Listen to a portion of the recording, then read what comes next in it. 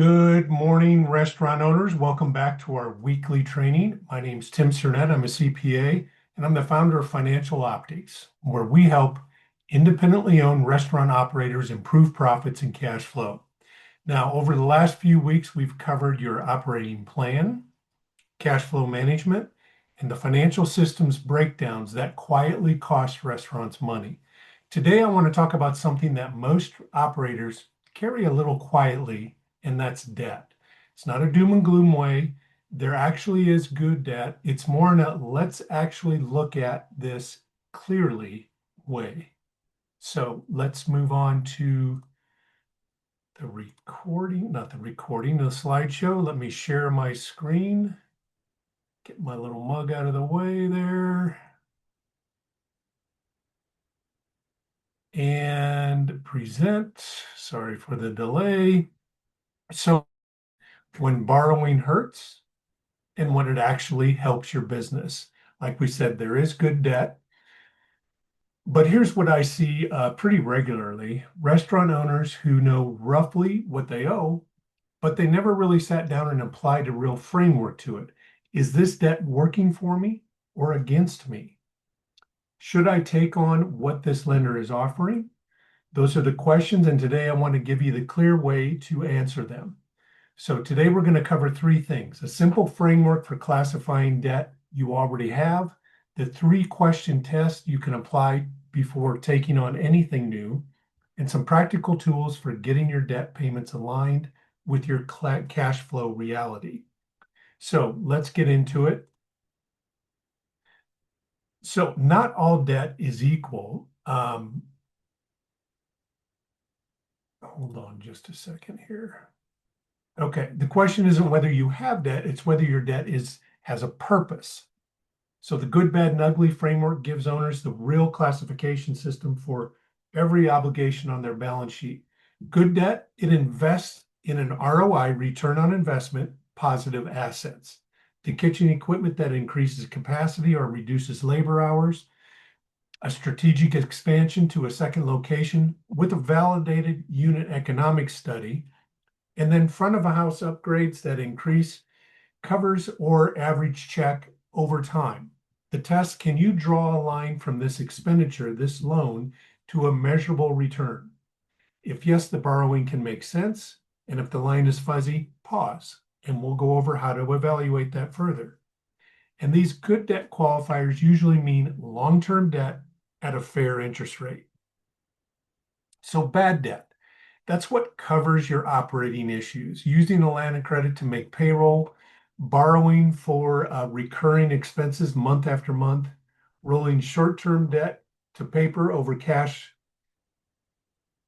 flow problem that never actually gets addressed. The tell: if the debt is funding operations on a recurring basis, the debt isn't the problem, it's an operating model problem. Borrowing more doesn't fix the underlying gap, it defers it and makes it more expensive.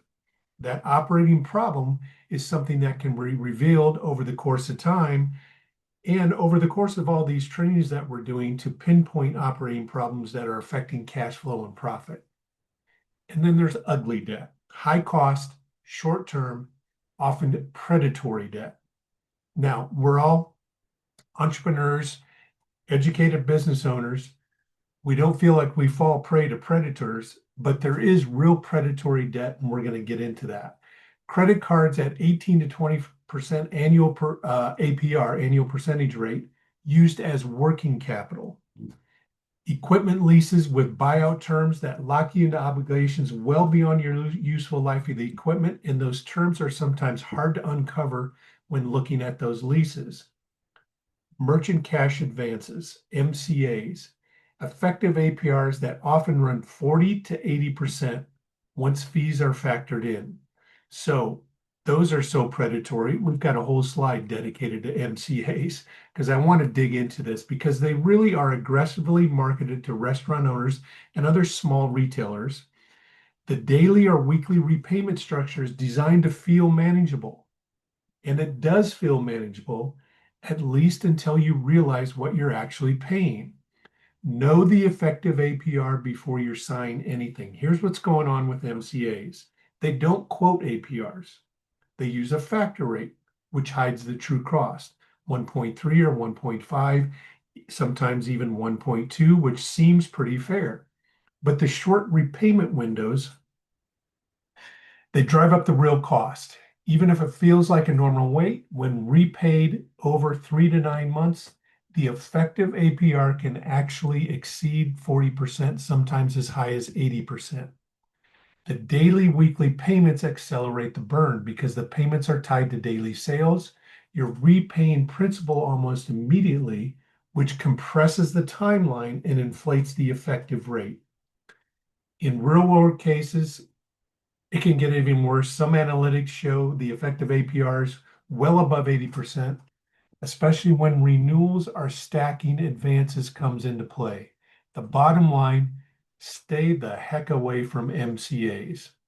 So, kind of a quick check question for the audience. Do you know what you owe, what rate you're paying on each obligation, and when every payment hits your account? If you can't answer that in about 60 seconds, then it's time to fix your debt. And you can evaluate oncoming debt with a 3-question test. Does it produce a return that exceeds its cost? That's usually for efficiency assets. Can your cash flow service this in a slow week or a slow month, a slow February where the weather's bad most of the month? Is it solving a growth problem or masking a symptom? If all three are yes, the debt might be the right tool. If the answer no, or I'm not sure, pause before you sign and let's dig into these a little bit deeper. So the question is, does this produce a return that exceeds its cost? If the debt is funding something with a measurable return on investment, such as equipment that saves labor hours, a renovation that increases covers, the math should work on paper before you commit.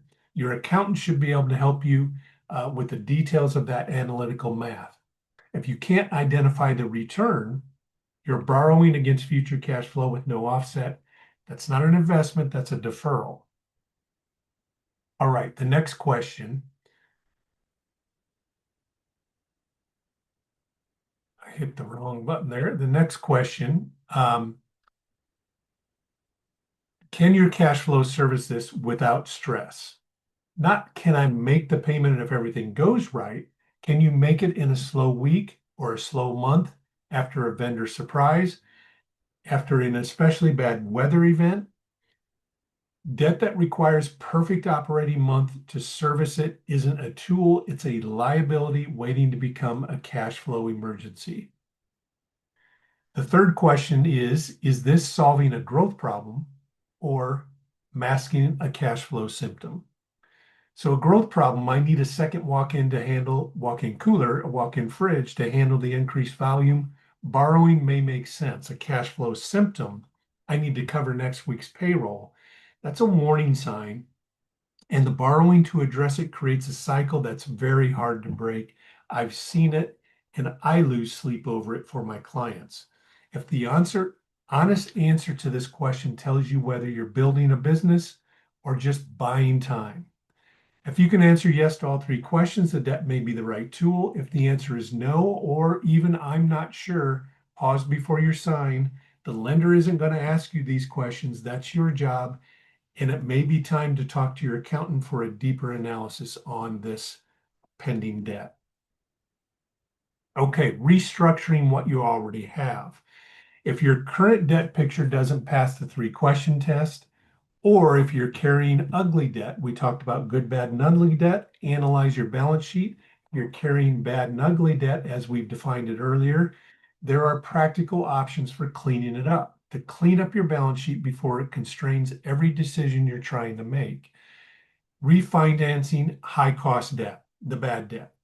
That should be a priority target. MCAs and credit card balances carried as working in capital.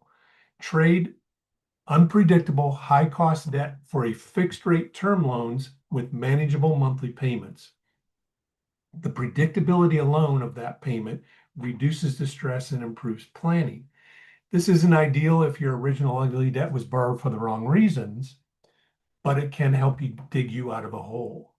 Where to look for these loans? Local community banks and credit unions, they're more receptive to local small businesses. They're relationship driven and more flexible than national banks. An SBA 7A loan for a business with 2+ years operating history and documentable cash flow. The application process is a little bit involved and may require the help of your accountant on those. But what to watch for in these situations: prepayment penalties and origination fees. Know the all-in cost before you refinance, not after. Consolidating scattered obligations. Multiple payments to multiple lenders at different rates is a recipe for missed payments and compounding fees. One lender, one payment, lower cognitive load, lower top of mind stress, and typically a lower blended rate. So you're using this refinancing high cost debt to consolidate scattered obligations. There's one that is usually underutilized for most small businesses, and that's negotiating vendor terms. Food distributors would rather extend terms than lose a customer. Language that works on this: we're tightening up our cash flow management and working on staying current with our best vendors. So you're kind of propping them up as one of your best vendors. Is there flexibility to move to from a net 15 to a net 30 or net 45 while we realign? So even an extra 15 days in this situation can be a real positive hit to your cash position. But remember, this is only a one-time boost to cash flow, sometimes, but a great first step. Structuring long-term debt, structured long-term debt, SBA loans and equipment-backed financing exist precisely for this, converting short, high-cost obligations to structured, predictable loans.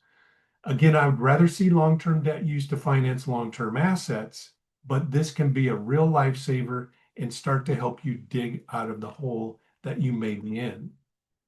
Okay, aligning your debt with cash flow reality. So debt managed in isolation is debt managed poorly. The owners who carry debt without losing sleep over it are the ones who've built the visibility into seeing what's coming. Now, back in week 8, we talked about the 13-week cash flow forecast. And that is something I help my clients utilize when cash flow is tight and causing some stress. You map out every debt payment, including vendor payments, against cash inflows, 13 weeks out, week over week. It's a 13-week projection, and you're continually rolling to the next week when you've completed a week. If you're doing that, you should never be surprised by debt payment hitting your account. If you are, you don't have a debt problem, you have a visibility problem. We cover cash flow forecasting in detail in week 8, and this is a direct application of that tool to help you manage debt. The sinking fund strategy: instead of scrambling to cover monthly debt payment all at once, automate a weekly transfer into a dedicated account, debt service account, another bank account. A $3,000 monthly payment is $750 per week. That's more manageable and consistently versus a monthly scramble. Rolling balance sheet projections. Again, we talked about this in week 8. This is it's an underused companion to the operating plan. When you can visualize your debt load actually declining over a 12-month arc, liability shrinking, your cash position building, you'll stick to a disciplined plan, whether it was a restructured plan or to service down your bad and ugly debt. So debt should work for you. If it's causing you anxiety every day, that's a signal. Either the debt is wrong or the visibility is missing, sometimes both. Okay, the 3 things to take with you from this presentation. First, know what you have and classify it. Look at your balance sheet. Do you have good debt, bad debt, or ugly debt? No judgment, just clarity. And if you have bad debt and ugly debt, use the debt restructuring tools we talked about to cover it and fix your debt. Second, run the 3-question test before you take on anything new. Does it produce a return on equipment that exceeds its cost, return on investment? Your cash flow service, it would Can you cash flow service it without stress? Is it solving a growth problem or masking a cash flow symptom? So if the answer is no to any of those three questions, pause on taking that new debt and do a deeper analysis, a deeper dive into it. And then the third is building visibility that makes debt manageable. We talked about the 13-week forecast, sinking fund strategy, the rolling balance sheet projections. Debt you can see coming isn't scary. And we've talked about the three questions that will keep you up at night. How much do I owe? When do I owe it? And how am I going to cover it? So if this has raised questions over your own situation, whether your financial systems give you the visibility you actually need to answer those three questions confidently, the Restaurant Financial Systems Scorecard is a good place to start, and that's exactly what we built it for. It walks you through each component of your financial infrastructure, gives you a score, and shows you exactly where there might be gaps in your financial systems. Takes about 10 minutes, and I'll drop a link in the comments below this video on where to go get your scorecard and download it for yourself. Now, next week, we're kind of shifting gears. We're going to talk about your key performance indicators, your key metrics, the specific numbers that should be driving your decisions every week.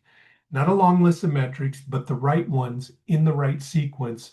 And we'll dig into what each of those means and how to use it to make better decisions into your restaurant. If you've been managing by feel and want to put more structure around it, next week's going to be very useful. All right. Thanks for being here this morning. Debt doesn't have to be the thing that keeps you up at night. It needs to be a thing you actually manage. And if you found this useful, follow our Facebook page here. We do this every week. Have a great week, everybody.